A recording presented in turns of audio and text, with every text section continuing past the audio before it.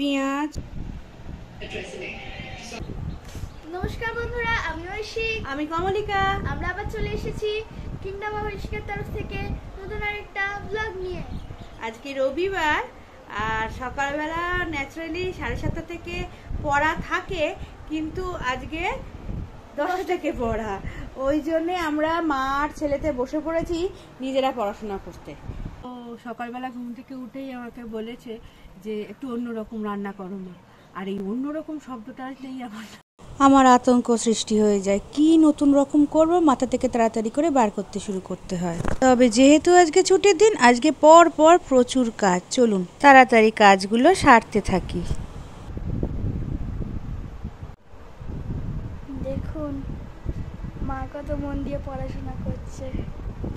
মা একদম মন দিয়ে পড়াশোনা করে না, কিন্তু পড়াশোনা মায়ের আর পিছন ছাড়ছে না। এটাই হলো ব্যাপার, যে পড়াশোনা তো কবে আমি ছেড়ে দিয়েছি, 2007 সালে হবে হয়তো, সব পড়াশোনার সাথে সম্পর্ক শেষ করেছি। কিন্তু এই ছেলের জন্যে গত 7-8 বছর ধরে কি 9 বছর ধরে কন্টিনিউ আমাকে পড়াশোনা করে যেতে হচ্ছে। এখনও আমি ঘরের সব কাজ ছেড়ে দিয়ে বসে আছি পড়াশোনা করবো বলে। মানে আমার কি বলবো, নিয়তি আমার পেছন ছাড়বে না এই পড়াশোনা। চলো আর কি করবো, পড়াশোনাই করি একটু। তারপর অবশ্যই আজকে যেহেতু সানডে, একটা জবরদস্ত ব্রেকফাস্ট বানাবো, সঙ্গে থাকো তোমরাও। লেখাপড়া তো সারা জীবন চলতেই থাকবে, তাই বলে কি খাওয়া দাওয়া ছেড়ে দিতে হবে তা নয়। তাই চট করে উঠে সেই একটু ডালিয়া নিয়ে নিলাম। আজকে ভাবছি ডালিয়া দিয়ে কিছু একটা করব। ডালিয়া মানে খিচুড়ি আর নয় উপমা, এই করতে করতে আমি পাগল হয়ে গেছি। তাই আজকে ভাবলাম আজকে নতুন কিছু, তাই 2 কাপ ডালিয়া নিলাম আর 1 কাপ দই। এবার এইটাকে ম্যারিনেট করে রেখে দেব, তারপর দেখা যাক কি করি। পেঁয়াজ, বিনস, কাঁচা লঙ্কা, গাজর, ক্যাপসিকাম দিয়ে দেব, ধনে পাতা, আর তার সাথে দেব নুন মিষ্টি। তো আমরা মা আর ছেলে যখন পড়তে বসেছিলাম তার আগেই দই দিয়ে এই ডালিয়াটাকে ভিজিয়ে রেখে দিয়েছিলাম, যাতে ডালিয়াটা অর্ধেক নরম হয়ে যায়। আর প্রায় 3 ঘন্টা পর এসে দেখলাম হ্যাঁ, ওটা ফুলে সুন্দরভাবে নরম হয়ে গেছে। তার মধ্যে সবজিগুলো দিয়ে দিলাম, নুন মিষ্টি গোলমরিচ সব দিয়ে দিলাম। এবার এটাকে চিলার মতো করে ভেজে নিচ্ছি। আর এইটুকু সময়ের মধ্যে যেটা ঘটেছে, আমার ফোনের সফটওয়্যার ডিস্টার্ব করতে শুরু করে দিয়েছে, আর সেলফি ক্যামেরাটা একদম খতম। কিছু আর ওটার বাকি নেই, ওটা কিছুই আর কাজ করছে না। তো সেই জন্যে মনটাও একটু খারাপ হয়ে গেছে। তো ব্রেকফাস্টটা তো আগে সারি, তারপর একটু ইচ্ছা আছে তাকে একটু ডাক্তারের কাছে নিয়ে যেতে হবে। কিন্তু সেই দিনকে আর কোনো ভিডিও তোলা হয়নি আমার, কারণ রবিবার এমনিই চাপ থাকে, আমি চলে গেছি টিউশনে। আর মনটাও খারাপ হয়ে গেছে, ফোনটা গেছে খারাপ হয়ে। তো বিকেলে তাকে ডাক্তারের কাছে নিয়ে গেলাম, বললো এটা সফটওয়্যার প্রবলেম। ব্যাস, গল্প শেষ। আর আমার কিছু ভিডিও করা হয়নি। আর সোমবার থেকে ঐশিকের প্রচণ্ড জ্বর। এই যে চায়ের কাপটা দেখছেন, এটা একদম শুক্রবারের। আগের ব্লগেই আমি বলেছিলাম যে ঝড়ের গতিতে সপ্তাহ যায়, তো যিনি আমাকে বলেছিল না টাইফুনের গতিতে, সত্যি এই সপ্তাহটা আমার তাই গেল। ফোন খারাপ, ছেলের জ্বর 102 জ্বর উঠে যাচ্ছে, চিন্তার শেষ নেই।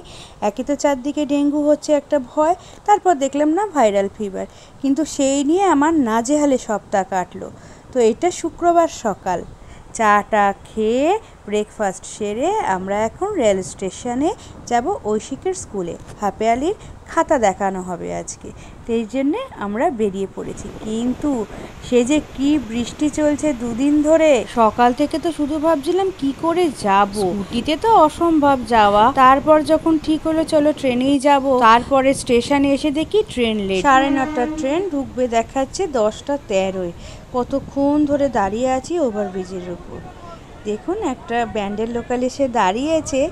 আমার তো ভাল লাগছে এই রঙিন ছাতা দেখে, কত রকমের ছাতা। আমার তো দেখে মনে হচ্ছিল কোনো সিনেমা বা গানের শুটিং হচ্ছে রঙিন ছাতা দিয়ে। অনেকক্ষণ ধরে দাঁড়িয়ে ট্রেনের অপেক্ষা করছি, আর ভাবছি যে ছেলেটাকে রেখে এসেছি ঘরে, মনটা কেমন যেন করছে। শরীরটা ঠিক থাকলে হয়তো এরকম মনটা আনচান করতো। এই সপ্তাহটা হঠাৎ করে শুরু হলো আর যেন হঠাৎ করেই শেষ হয়ে গেল। যাক, ট্রেন এসে গেছে, তবে বিফোর টাইমে ঢুকিয়ে দিয়েছে, 10:13 করেনি। আমরাও রওনা দিয়ে দিয়েছি, আশা করি তাড়াতাড়ি পৌঁছে যাব। আসলে দুটো মন খারাপ একসাথে নেওয়া যাচ্ছিল না। প্রথমে তো রবিবার দিন ফোনটা গেল, সোমবার থেকে ছেলের জ্বর শুরু হলো। আর আমার যা কিছু কারসাজি এই ছোট্ট ফোনটার ওপরেই চলে অত্যাচার। সে ভিডিও করাই বলো, এডিটিংয়ে বলো, সমস্ত। আর আগে ঐশীকে একটু হেল্প করতো, এখন আর পারেও না পড়াশোনার চাপে। আর যেহেতু আমার ব্লগের ভিডিওগুলো পুরোটাই ভয়েস ওভার প্রায় দিতে হয়, সেই জন্যে বেশ অনেকক্ষণেরই কাজ থাকে। আমি আর সারা সংসারের কাজ সব কিছু এদিক মিটিয়ে আর এটাকে নিয়ে তখন আর বসতেই পারি না যে ভয়েস ওভারটা দিয়ে রাখবো, কিছুতেই আর হয়ে ওঠে না। ফলে খুবই দেরি হয়ে যায় ব্লগগুলো আনতে। আর তার ওপর যদি ছেলের শরীর বিগড়ায় আর কোনো কিছুতেই মন থাকে না। তো আজ একটু চাঙ্গা হয়েছে বলে আমারও মনের জোর বেড়েছে। যাকে ফোন যতই খারাপ হোক যাক, যতটুকু পারা যায় করি। যখন কিনতে হবে, একদম এই ফোনটা ধরাশায়ী হবে, তখন নয় দেখা যাবে। আর আমরাও চলে এসেছি কল্যাণী শিল্পাঞ্চল। এইবার আমার নাবার পালা। তবে রাস্তাটা কিন্তু একটুও বোর হলাম না, আপনাদের সাথে গল্প করতে করতে পৌঁছে গেলাম ঐশিকের স্কুল, কল্যাণী স্প্রিন্ডেল হাই স্কুল। এবার আমরা সেখানেই যাব। ওর হাফ ইয়ারলি পরীক্ষার খাতাগুলো আজকে আমাদের দেখানো হবে, তাই সব গার্জেনরাই ছুটছে স্কুলের অভিমুখে। কল্যাণী শিল্পাঞ্চল স্টেশন থেকে পায়ে হেঁটে একটুখানি রাস্তা। বৃষ্টিটা একটু ধরেছে, এখন পড়ছে গুড়ি গুড়ি, একটু ধরেছে। আমি তো শুধু ভাবছি, এই যদি আমার কলেজ লাইফ বা স্কুল লাইফ হতো, থোড়ি আমি ছাতা খুলতাম, ভিজতে ভিজতে যেতাম। কিন্তু এখন যদি এই রকম করি, তাহলে আমার ছেলেটাও ওই শিখবে। আর এখন একটুতেই জ্বর এসে যায়। আমাদের সময় বাবা এত ভুগিনি, এখন বাচ্চা কাচ্চারা যা ভোগে। যাক, এবার পৌঁছে যাব একটুখানি সময়ের মধ্যে স্কুলে। আমরা কাজ মেটাই। আর আজকের ব্লগটা এখানেই শেষ করছি। আপনারা ভালো থাকবেন, আর খুব তাড়াতাড়ি ফিরব নতুন একটা ব্লগ নিয়ে। আমাদের ভিডিওটা যদি ভালো লেগে থাকে, প্লিজ লাইক আর কমেন্টস করতে ভুলবেন না যেন। আর আমাদের ব্লগগুলো যদি ভালো লেগে থাকে, প্লিজ চ্যানেলটা সাবস্ক্রাইব করে নেবেন। দেখুন, বৃষ্টিতে ভিজে যেন গাছগুলো তাজা হয়ে উঠেছে। আমার এই রাস্তাটা এত ভালো লাগে না। আর যখন ছোট্টবেলায় ঐশিককে নিয়ে আসতাম, বেশ কিছুক্ষণের জন্য থাকতাম এখানে, এই রাস্তাটা দিয়ে মর্নিং ওয়াক করতাম। কত স্মৃতি এই কল্যাণীর সাথে। আজকের মতো তাহলে টাটা।